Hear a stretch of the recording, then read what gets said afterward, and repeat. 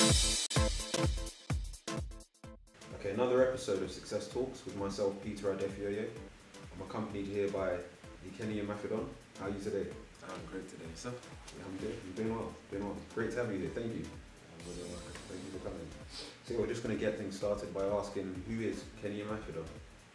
So I'm 21 years old, from Peckham in South East London.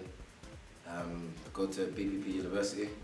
Got an Amos bursary scholarship for 3 years to study there. Author of 2 Kenny reports. The first one entitled, How Does Politics and Economics Affect Gangs and Serious Violence? The second one entitled, Is Politics for Young People? And I'm also a partner at Corplan UK, as well as a trustee of the British Youth Council. And in 2011, in fact, you were arrested with 4 of your closest friends and remanded for 7 charges, including murder. So for you, how important is the company you keep? And how did you manage to change this despite your environment? I think the company you keep is definitely important. Definitely it's good to be around positive people, as well as people who are going to push you to strive for more. So it's good to be in that environment of friends and peer groups. I think in terms of myself, a lot of people around me were either selling drugs or out there doing one thing or the other. I guess for me it's about you yourself knowing what you want out of your friends and your peer group. And some people are going to lead you down a road where you end up going to prison or you end up dying in worst case scenario. So it's about you choosing wisely. I think my friends think of what I do, and I think they think it's definitely revolutionary. They're definitely very proud of me. The ones that are in prison, the ones that are doing life, they're very happy for me. And for me, that makes me feel good. Anyway.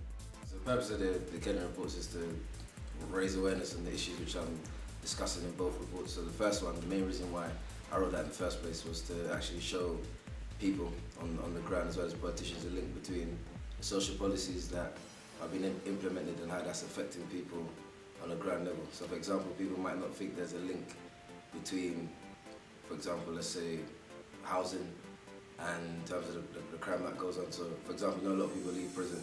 One of the major reasons why they go back to offending and you can't rehabilitate them is because they've got no roof over their head. So for me, showing just shows links between politics and economics, as well as what's playing out on the streets. But aim with the whole youth policy stuff and advising to just ensure that different government departments, civil servants, as well as people who are working with young people understand the needs of young people, as well as solutions to those problems which occur in our communities. I mean, you're a young man from Peckham, South East London, who now speaks at places of Parliament advising MPs. Do you ever feel intimidated, out of place, or the need to adjust yourself? No, I don't ever feel intimidated or out of place. I feel like I've earned my right to be in those places, and I think that there's no reason to be intimidated. I can't think of a reason why. I'm very confident in myself, and I know why I'm there and what I've got to offer. I think confidence for me is massive, and I think there's no way you can be in a leadership position and be shy, to be honest. The specific goal I'd like to achieve is to really just change the hearts and minds of people in Parliament, as well as those who are outside of Parliament, in order that the issues that I'm discussing, people take them serious and that they address them. That's really the purpose for me. I say the first major setback for youth in Britain today is definitely the lack of aspiration and role models in our communities. We don't really have anybody to look up to, and we don't really know what to aspire to be because we don't know all the careers that are out there. Second, I would say it's probably the lack of, in terms of how the school system itself actually teaches young people. I don't think we're taught in terms of how to be creative or how to actually question what we're actually learning. I think we're just taught things and then we have to accept it. We're not taught how to think critically or anything like that. So I think for me, that's how a lot of people are not even creative. And they don't even teach us in terms of things like enterprise, which when I went to school, I just learned about go to school, get a good job. I was never taught about what I could do if I wanted to be self-employed and I didn't want to work for no one else. So I think that the lack of skills that you learn in school. The third major setback I would say for young people is the fact that the older generation not pulling the ladder down. I think that they invite young people to speak at the table, but they never invite them to actually sit down and be part of the decision-making process. And I think for me, that's a major setback for us. So we're allowed to say what we think at certain forums, but where decisions are made, were non-existent. So the three biggest things I probably learned. The first thing being, first in terms of spiritually, in terms of my faith itself, I say that with God all things are possible, and God can definitely change your story. And I was speaking to the chaplain in Fulham, where I was 3 years ago, and for me it's very interesting seeing like my distance travelled from being in some few square meters to actually coming out, meeting royalty, being invited down the street, having all these other people investing in me, having reports, literally just changing. I'd never thought that could happen to someone like me. So I guess for me, exercising my faith and seeing all those results is definitely one thing I've learned. Second of all, family. I think the importance of that.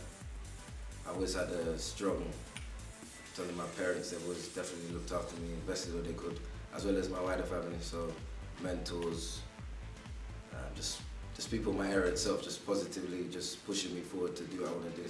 The third biggest thing that I've definitely learned is the importance of remembering where you're coming from, and actually every day constantly reminding yourself of the journey and the distance travelled in terms of you as an individual, and the importance of humility, actually just remembering, to be honest, there's probably a time when you didn't have all these things, and understanding that you don't need to change and keeping those same values, because obviously as more success comes, it only gets harder, it never gets easier. And I think the importance of humility is important, because people will look for you to be arrogant, they'll look for you to sort of be very cocky, and these are things which you can't show people. So in the past 2 years, the most impactful person has definitely been my mum. A #1 supporter, #1 fan. Always pushing me to do better, always believing in me. I think for me that's very important. You always find parents who sort of, another thing, she was never forceful.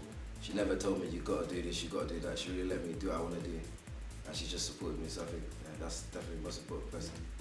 She's been there in the rain and in the sun. I think the support system for anybody is important. One thing I definitely learned is that you can't do nothing on your own or by yourself. I know that I made it on my own, that's just nonsense. I don't think anybody can make it solely on their own in any career, and you always need people's help. And for me, having the support from people who are much older than me, wiser and experts, that's definitely helped me to stand on the shoulders of giants. So therefore, everything I'm achieving is because I've got people behind me who are in heavyweights. So I definitely say failure is just actually just stopping, really. And I think I've had points where things have not gone right and or gone completely wrong, but I've never stopped, and I've kept on trying. I think you only fail when you just stop and you quit, and I'm not a quitter. And if you had the chance to talk to the 13-year-old Mr. Imafidon, what would you say to yourself, given you have the knowledge that you have now? I definitely tell myself to apply myself better at school. Not that I didn't do well in school.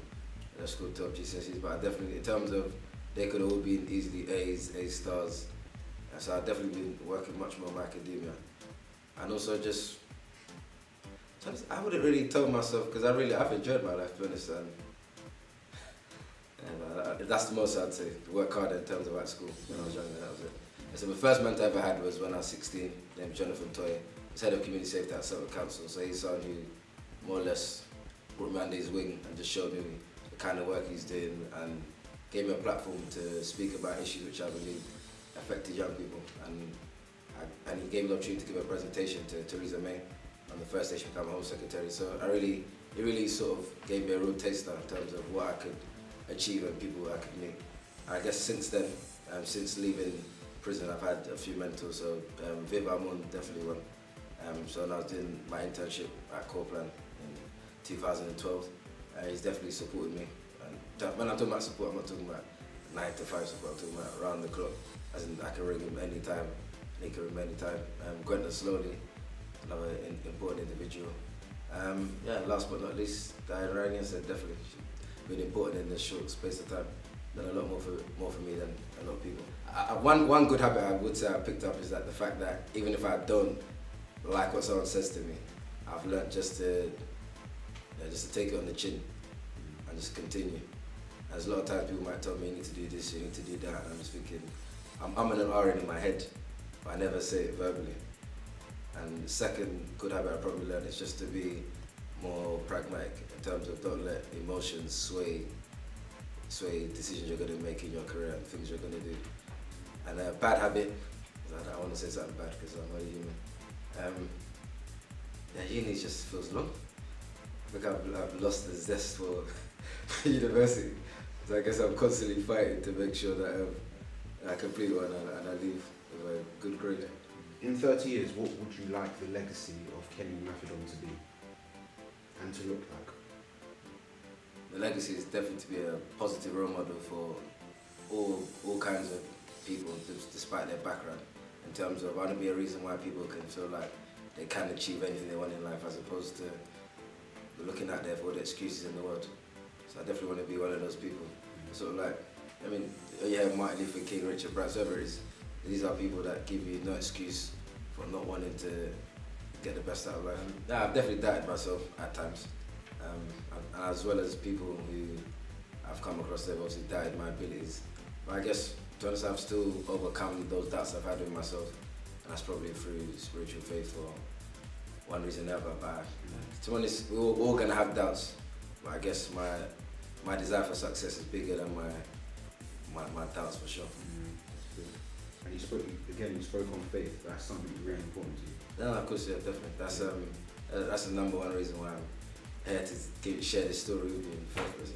Discipline is definitely important, and there's a quote saying that the pain of discipline is definitely better than the pain of regret. So I think it's important that when people tell you stuff, that you actually do listen. So I spend much of my time listening to what other people who are much wiser than me have to say, and take those actions early on, as opposed to not listening, making a mistake when I didn't have to make it. And I'm not going to be one of those people who think like, yeah, unless I make the mistake myself, I'm going to learn from it. I learn from everyone else's mistakes. And I think that's a discipline in itself. I think with pressure, I've just learned to sort of balance everything out in life. I think work is definitely important, but I think you've got to have fun as well. So what's to expect? So next year, we've got the Kenny Report free launch. We're going to get 750 young people there, 250 people who are supporting the young people there from all over the country. So I'm very much looking forward to that in April next year.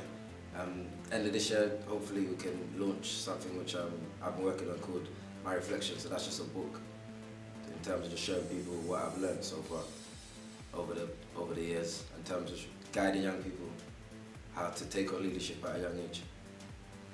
And how do our listeners learn more about that and about yourself? How do we find you? www.kenyimafidon.com or www.coreplan.co.uk. I'm also on Twitter at Kenny Imafidon, and on Facebook Kenny Imafidon as well. I'm not one of these type of people who just want to live life passively. And when I'm 30 or 40, I'm like, yeah, what happened in my 20s? All I've done was work. I definitely tried to enjoy myself. I've gone at beef, I've gone a few places. Live young. Thank you very much, Kenny Imafidon. That was another episode of Success Talks. So I'm Kenny Imafidon. I just started interviewing for Success Talks. The main reason why I've done this interview today is because I believe it's very important to share your story and to inspire others. And even if this story touches one person, I guess I've done my job.